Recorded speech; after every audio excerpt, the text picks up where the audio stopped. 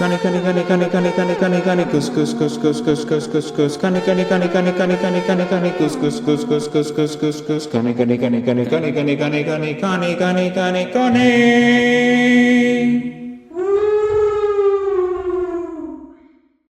Moving right along. Let's get into Oddity. This is the last of the mutually unwatched picks that we had for the Kanaween Horror Cinema Spectacular. This was, I believe, your choice, a 2024 Irish horror film written and directed by Damian McCarthy.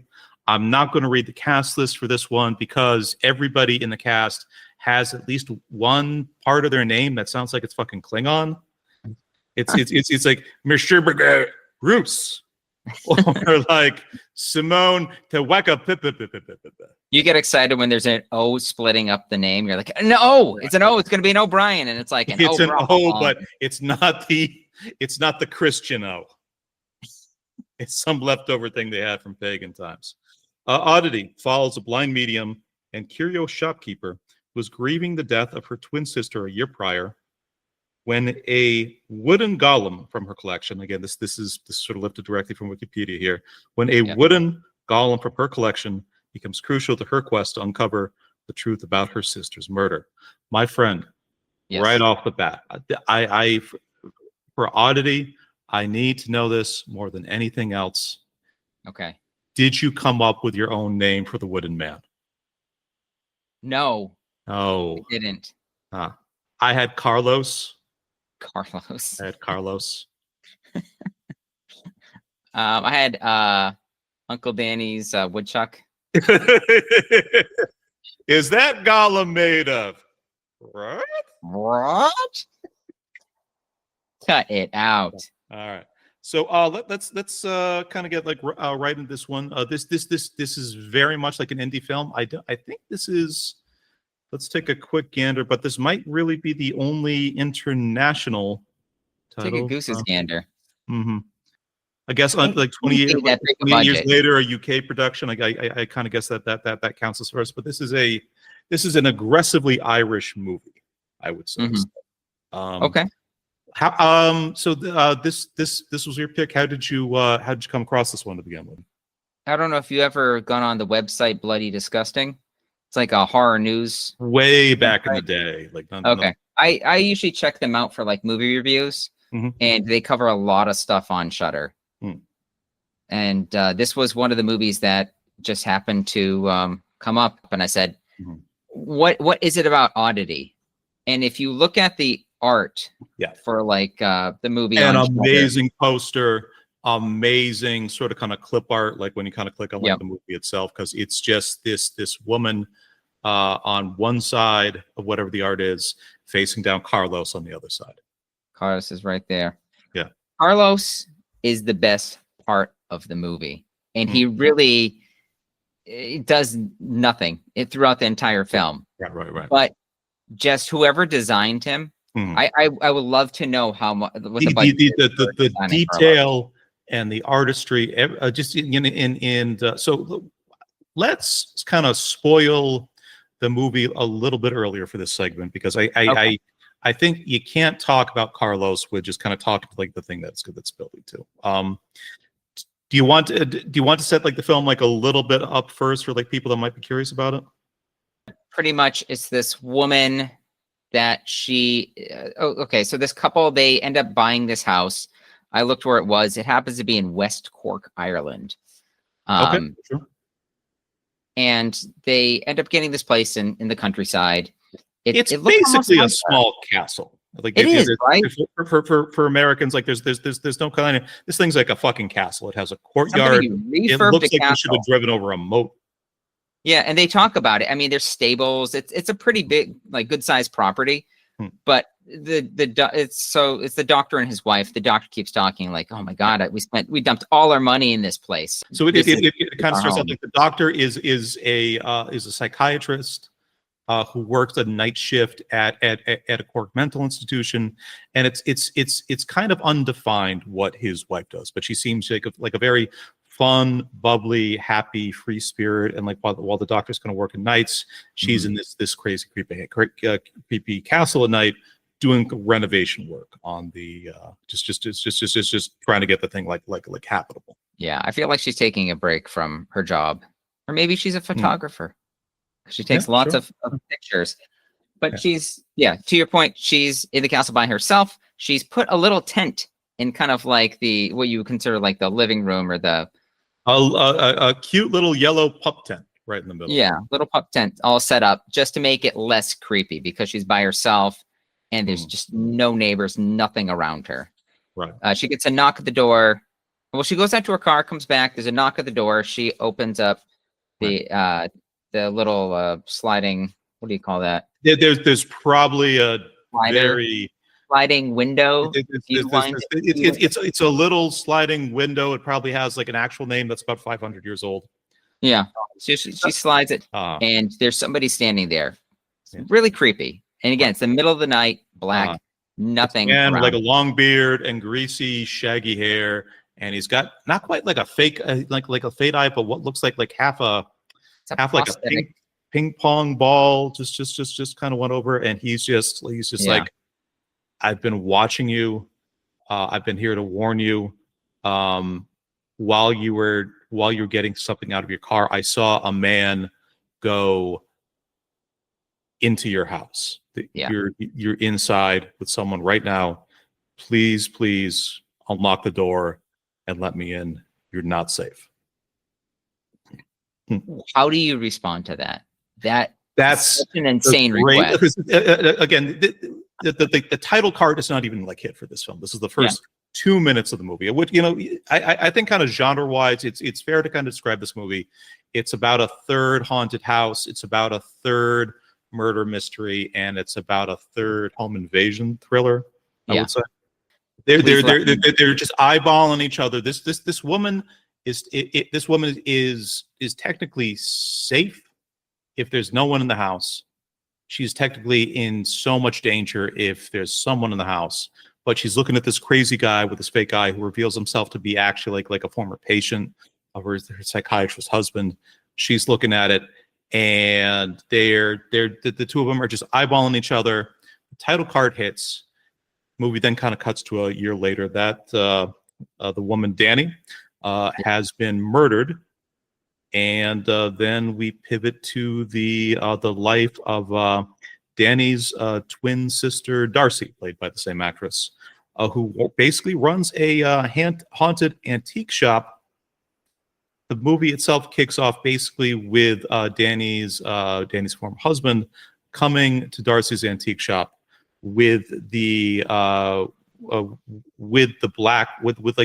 fake eye that belonged to like his former patient, who in the first few minutes, like the actual movie proper, they basically establish this former patient of mine ended up killing your sister that night.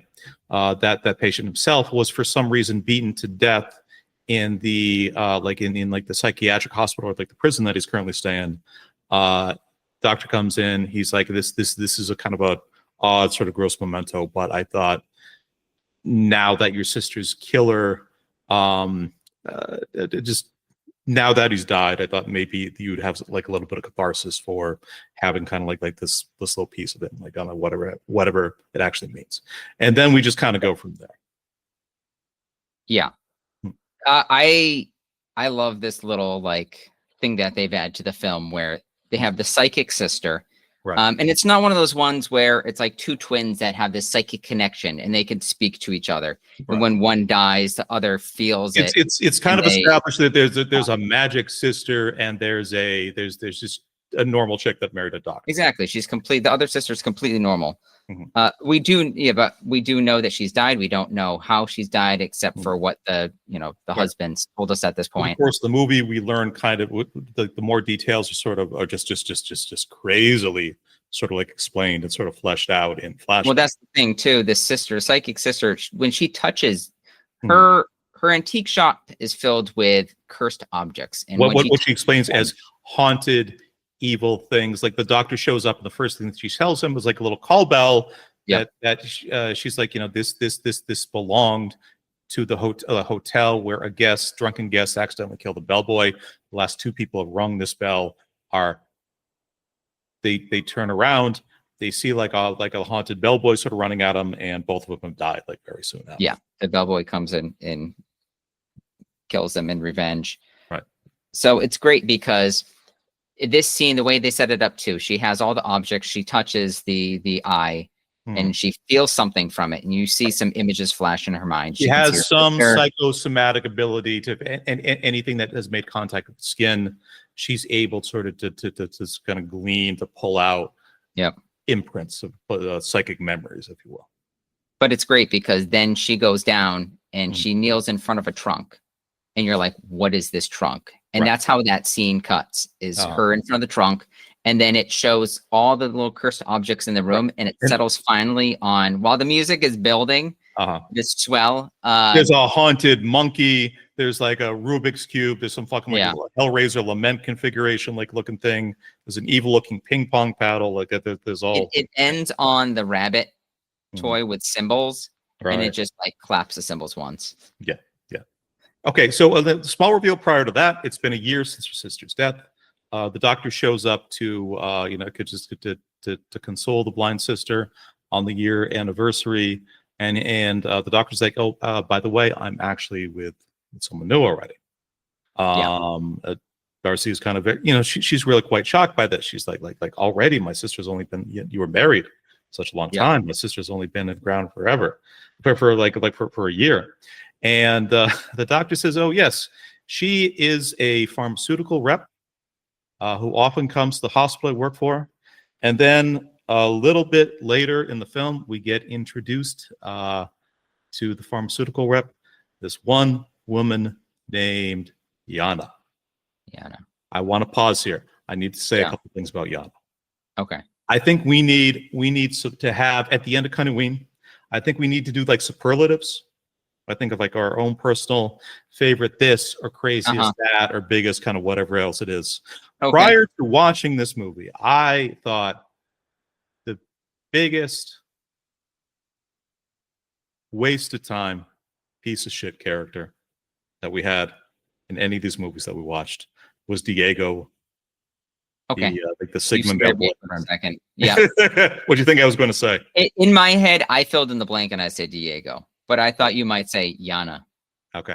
And I'm like, okay. Yana, basic bitch Yana, I think is also kind of up there for basic me. Bitch. Basic sure. bitch Okay. Yana. I have actually visited Cork for like a small amount of time. I did like a little I did like a little traveling like in Southern Ireland. I certainly at that point did not get enough sense of the culture there to know whether Yana is basically a name that means for the Irish what something like Tiffany actually means for us. A Brittany. A Brittany. Yeah, a Tanya, a Crystal. A Yasmin. Yana. Fucking Yana. Stale Irish soda bread Yana. High on her own supply Yana. Just a go to bed in her regular ass damn street clothes Yana.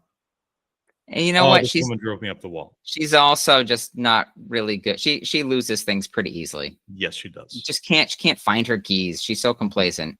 Right. Just the worst combination. But I do think she meets her match in a way when Darcy. So when Darcy is talking with her dead sister's husband, he comes by the shop and they're chatting. He says, "You know what? You should stop by our place sometime." Right. A vague, open-ended invitation. Exactly. Darcy just takes it upon herself. Yana's at the home, and the doctor comes back, and Yana says, "Hey, we got a package. Your sister-in-law sent a trunk of something to our house." Right. And then, the doctor's like, "I don't know what is it like?" And they go over and they open it up. Oh no, sorry. Before that. And Yana says, and she's actually here right now. He opens up like the same slot in the door, and Darcy is just kind of waiting there, like blind ass Darcy sitting in the courtyard. She comes in, he says, "Oh, good, Carlos has arrived." And the next thing that we cut to is this full-size wooden mannequin, scary as fuck. You can see it like on all the posters, just seated at the dining room table. I love how they don't reveal him right away. It's just kind of Darcy unlocks. She pulls out the key. She unlocks the trunk. She opens it up and she says, "This is something that's been passed down from our mother. She got it from a witch." Yeah. And he's just like, "Oh, lovely." And you're thinking, what is that? I have no idea. It's like, I thought it was a dress, right, or some kind of heirloom that was being passed on. But then it's revealed it's Carlos. It's this wooden golem. Let me posit an idea to you. Okay. This movie, in a lot of ways, is kind of the opposite of The Blackening. Because it's stayed repressed upper middle class Irish people just refusing to acknowledge that they're in a horror movie. Basically, every single I felt the exact same way when I was watching this. No, you bring it up? We can't be rude. I'm not rooting for these people. They're just stuffy, shitty humans that if they get killed, I would not. Other than the sister that got killed, who actually seemed sunny and a good time. All these people in the movie do suck. We have to grab it. Sure do. Let's pivot like a little bit instead of kind of talk through the movie itself. Let me ask you something. Yeah, sure. What did you think about when they reveal what happened? We won't tell people what happened, but the sister getting murdered. Yes. That scene was horrific. That was horrific. Just minus one giant logical character decision, which is very, very glaring kind of at it. But the thing it leads to, the visual effect of the conclusion of that decision, is amazing. But for me, maybe like the most terrifying part of the movie, when they flash back to what actually happened to Danny the night that her husband's patient showed up. It doesn't come that early either. They wait like they hold it for like the midpoint of the movie. Yeah, exactly. It's about halfway through that they reveal what happened, and when you find out, it's crazy. Yeah, how violent and bloody it is, and just the building up to when it happens, because you know what's going to happen, and then it happens, and that's the scariest part to me. Right. Let's just kind of say, and I will sort of leave with this, how we felt about the film. I had a great fucking time with this film. Did you? Yeah. Yeah. It's very small budget. I thought a little bit of the setup at the beginning was kind of clunky because there's so much kind of business that we had to kind of get through. Yana was inexplicable and infuriating me the entire time. And I'm just going to say, just sort of like this Carlos, 90% of the film is the most, just one of the best props I've ever seen kind of used. Literally, he's in like 5% of the film. Right. But the last moments of Carlos that I kind of think should have been electric, were just kind of there. That's just that they were just kind of fine. But other than that, this is lean, tight, completely original from like the jump, locked in, really scared. Doesn't over rely on jump scares, but the jump scares that they have fucking just hit like a hammer. Yep. Odd choice of words, but okay. I'll say this too. It is a good, like you mentioned before, it's a good mix of different horror elements. So it's not just one thing. It's not like a murder mystery, like who killed the sister or who killed Danny. It's pretty okay. So are we getting into like a swirly territory at this point? No, I'm not going to reveal too much. There's that, but then there's also ghosts in the castle. Yeah. And the way the ghostly apparitions come through, they do a bunch of different things. They do this one effect I love where it's Danny's cameras in the bedroom and somebody's walking by the room. I won't reveal who. Right. And it's completely dark. And then the flash just goes off. Like somebody's taking pictures. Yes. And it's like picture. And the person stops to go investigate. And at that moment, I just felt something in the pit of my stomach. I'm like, don't go in there. Right. Do not go in there. And for me, like the pit of the stomach moment was Danny, who has had her camera kind of sit like on auto repeat, kind of document like the home repairs, is just after like the patient goes away, she's flipping through, and then one picture that she lands on made her heart and my heart stopped like the same time. That was maybe the most chilling like part of the movie for me. Yeah, that's the best part about this movie. It's just the what if, and then just waiting. You just spend so much time waiting. When they introduced that wooden golem, that's all I thought about. I thought about nothing else. It's literally Chekhov's golem, because you're just waiting for the moment, and he does scary shit because it's like a thing that sort of becomes more and more frequent through the course of the movie. Is someone leaves for a second, they come back, Carlos is just sitting in like a slightly different position than it was before. Love it. I love it. And because I think there are some violent scenes in this, but not too many. Right. And even the end felt a little lackluster. I was expecting it to, reach a crescendo. And I really like the end personally, but like the end did zag for what you were expecting. I felt it like it was an editing choice at the very end, where they filmed it in a different way with like too much, and they said, let's just tone it back a little because we want to be like a comeuppance kind of ending, as opposed to just like people being murdered. A style of like horror film I'm already tired of, and I think is so overdone, is the James Wan Conjuring, Annabelle, the Nun style thing of like you're a jump scare like every 2 minutes, and they're effectively done jump scares. Kills. Yeah. It's not very well thought out. They just follow the same patterns over and over, where it's just kill off all the characters till you get the very end, and they make a choice. Is it final girl or does everybody die? Right. This movie deploys it uses these horror movie tropes, but it deploys them so well and so effectively when it actually does. Like there's a very small number of jump scares in this, but every jump scare, including one where they just reposition Carlos, fucking just hit me, just boom, it got me every single He's looking straight the whole time. They adjust him at one point. He's just looking right up at the camera, and you're like, son of a bitch. Right. I want to see. I want to see if you clock this specific thing, and I'm also curious I want to ask if this is something that you pay attention to in movies generally, because it's something for me I almost have like a blindness around. Somebody else has to kind of really explain it, but it's about the architecture of like the film, specifically the architecture in this kind of castle / whatever like thing that they're renovating. What's really, I mean, it's a very kind of just it's an open floor plan kind of concept. It's 2 stories. There's a balcony going across like the second story that you can kind of see down to kind of what's happening in the first floor. I just whatever that's called a gallery, whatever else. But everything in this home is it's at sharp corners. It's at right angles.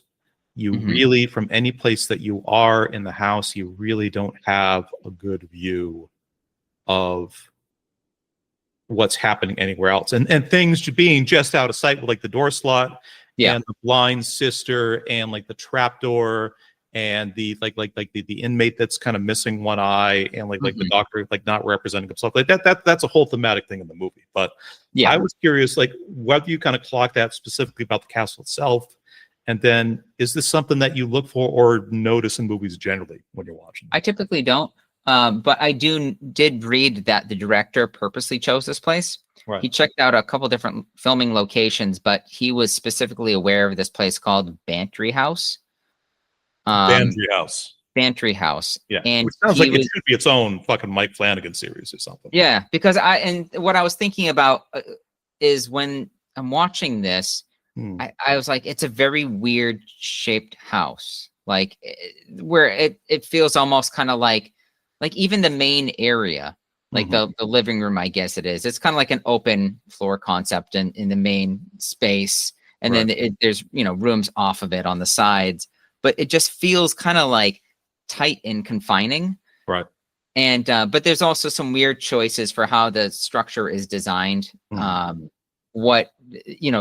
When he probably ahead of time was taking a look at it and said that would be a really creepy place. And all the different angles we could film stuff at. There's a tension because you are in like Yeah. literally this wide open space where you can see both floors of the house, but every single every single kind of nook and cranny of the like the house itself is cut off from a direct line of sight, and there is just so Very many unconventional. quiet shots in the film where it's just something could come running out from literally any direction. Yeah, most of the time you're just looking at that main open area, and you're like, from which side is something going to pop out of? Yeah. This was a really fun, really enjoyable watch. I appreciated how much they did, particularly with it's the least. It's not an expensive looking movie. It's just they shot it in fucking Cork, which if you've ever been there, everything looks medieval and haunted to begin with. So that probably wasn't too much they had to do for like set dressing. This for me, Oddity was a very, very strong 40. Really? Okay. Yeah. I give it a 35. A 35. Okay. 35. It's weird because they do a lot of things that are very interesting and things that I like for horror films. I'm not sure if I wanted more, but I felt at sometimes the pacing was a little off. Especially when they're kind of trying to, again, feeding a little more into like the murder mystery part of it. So, I mean, there's clunkiness in parts. They have to do a lot of legwork to kind of. I also wanted more Carlos. Who's psychic, and you wanted like a little more. More Carlos. Yeah, more. I don't think I've ever said that phrase in my life. I want more Carlos. It's usually some version is like, I just need less Carlos. I didn't mention this, and I won't say what's in it, but there are 5 holes in the back of the head of the wooden golem. He could literally be grabbed by like a bowling ball, which it is like the world's best advent calendar. I'll leave it for the listeners to basic ass Yana, and she does the thing. She's like she's that chick that comes home drunk one night and she's like Billy Bob Thornton in Bad Santa, just rips the entire advent calendar apart, just kind of mows all the chocolate down. Ugh. Yeah. Oddity, little foreign horror movie, a lot of interesting ideas, a lot of fun. I want this guy to get more money. I really kind of want to see what he makes like next after this, because I heard his first movie's pretty good too. It's called Caveat. I think there's something that the Darcy's when like the pan over like all of sort of like Darcy's like kind of like Infinity Gauntlet shit. Like I think there's actually one thing in there that kind of calls back to what this director It could. I think it has something to do with some kind of rabbit doll. Yeah, sweet. Okay. Oddity, Damian McCarthy, Irish horror, not something I'm like too familiar with myself, but I think like a lot of fun for both of us. Like just recommend, see what he does next. Cool.